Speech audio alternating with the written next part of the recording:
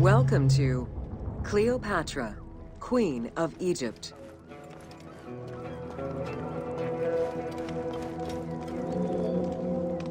Cleopatra VII Theophilopator ascended the throne in 51 BCE at the age of 18.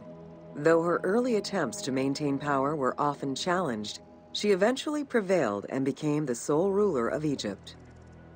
According to Plutarch, she was the only Ptolemaic pharaoh to speak the Egyptian language.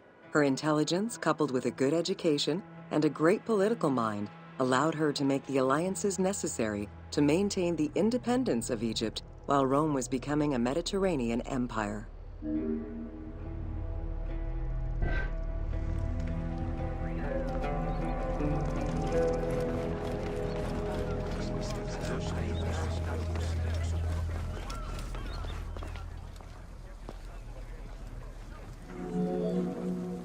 It is important to understand that Cleopatra's knowledge of Egyptian language and keen understanding of the culture allowed her to make powerful ideological referents that resonated with ancient Egyptians. By associating herself with the goddess Isis, the divine mother, great of magic, and repository of divine essence, Cleopatra firmly established herself as the protector of the two lands and legitimized her place on the throne.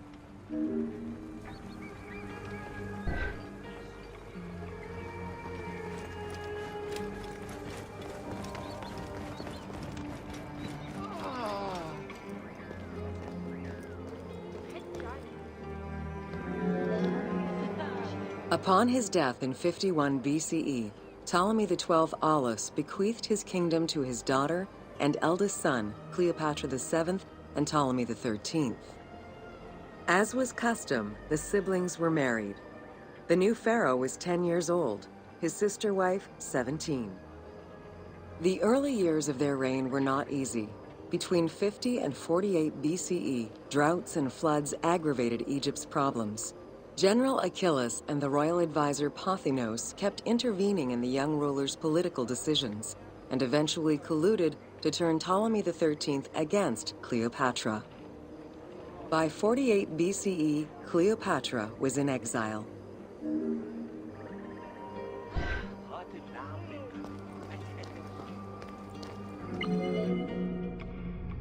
During Cleopatra's exile, the Roman Empire was not without its own internal conflict.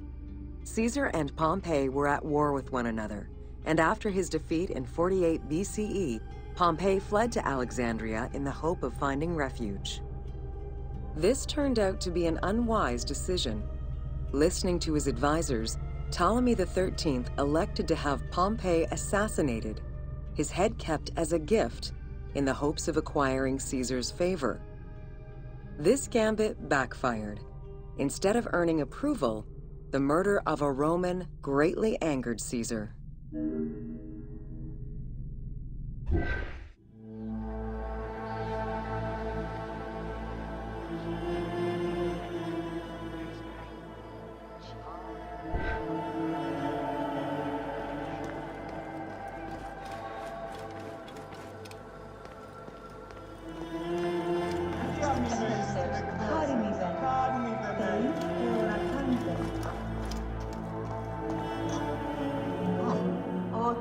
Cleopatra, aware of Caesar's anger against Ptolemy for the murder of Pompey, decided to take advantage of the situation. She returned to Egypt in secret, hoping to establish an alliance with one of the most powerful men of the time. Outside of the legend, where she had herself smuggled into his quarters in a carpet, what exactly happened during that fateful meeting remains a mystery. However, Caesar seemed to see a better ruler for Egypt in Cleopatra than in her young and too easily influenced brother. Invoking Ptolemy XII's will, Caesar attempted to mediate peace between the siblings.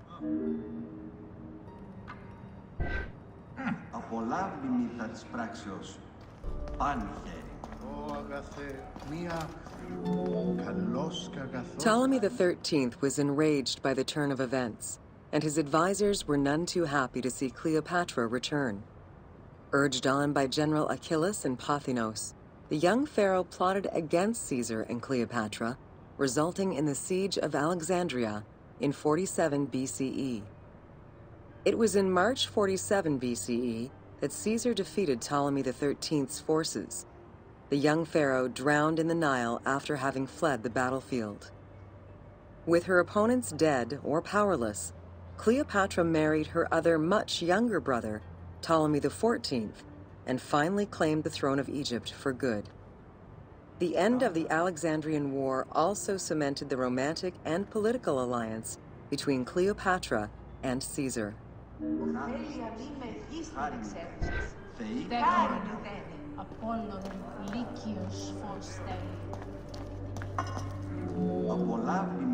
In June of 47 BCE, Cleopatra gave birth to a son, whom she called Caesarion. Caesar did not accept the boy as his heir, choosing instead his nephew Octavian. Nonetheless, on his return to Rome, Caesar invited the queen and her brother husband to stay in the city. Her presence still drew much disapproval from the Senate. Always a strategist, Caesar left 4 legions in Egypt, and a man he trusted to direct Egyptian affairs, giving him control of the wheat supplies essential to Rome. Cleopatra and her entourage remained in Rome until March 44 BCE, when Caesar was murdered.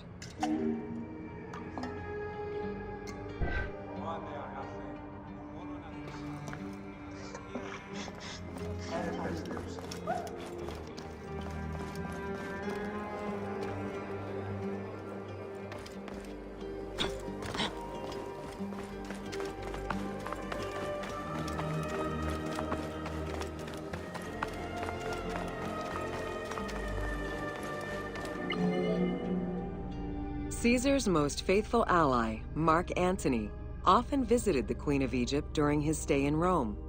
Unlike most, he recognized the legitimacy of Caesarion, the natural son of Caesar. Antony knew he would need the riches of Egypt in order to fight Octavian and claim the Roman Empire. Cleopatra, in return, saw a powerful ally. In the winter of 41 BCE, she arranged a sumptuous tour of Egypt by boat to show Antony the wealth of her country and the power she held as its ruler. A romantic and political relationship followed. The Roman Senate was once again most displeased. To calm spirits in Rome, Antony married Octavia, sister of Octavian.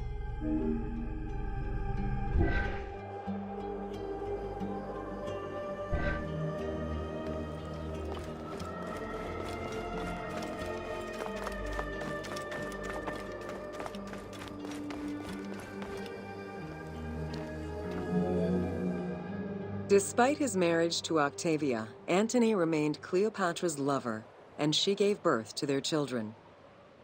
Cleopatra increased her kingdom's territory and started a political propaganda alongside her lover in Egypt and beyond.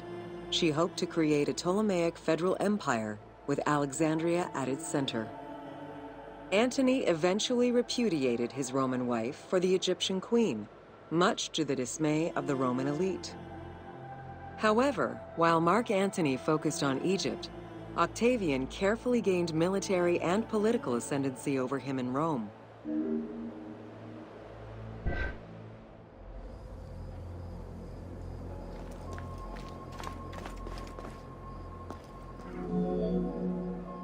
Octavian managed his own propaganda campaign and succeeded. The Roman people hated Mark Antony and Cleopatra. To avoid the censure still inherent in attacking a fellow Roman, Octavian simply declared war against Egypt. Rome's power still reigned supreme. The powerful Egyptian fleet, led by Cleopatra as well as Mark Antony's forces, were defeated in 31 BCE in Actium. Octavian arrived in Egypt in 30 BCE to formalize his victory.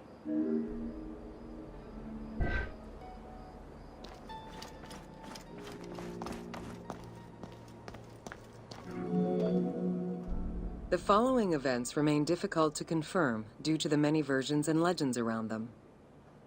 It is believed that after hearing a rumor about Cleopatra's suicide, Mark Antony committed suicide himself. He was brought to the queen as he slowly passed away. Knowing that Octavian would have her chained and paraded through Rome in defeat, Cleopatra planned her own suicide. She most likely killed herself with arsenic, though admittedly, the version where she uses an asp to deliver a fatal bite may be considered more dramatic. What happened to the body of Cleopatra is still a mystery.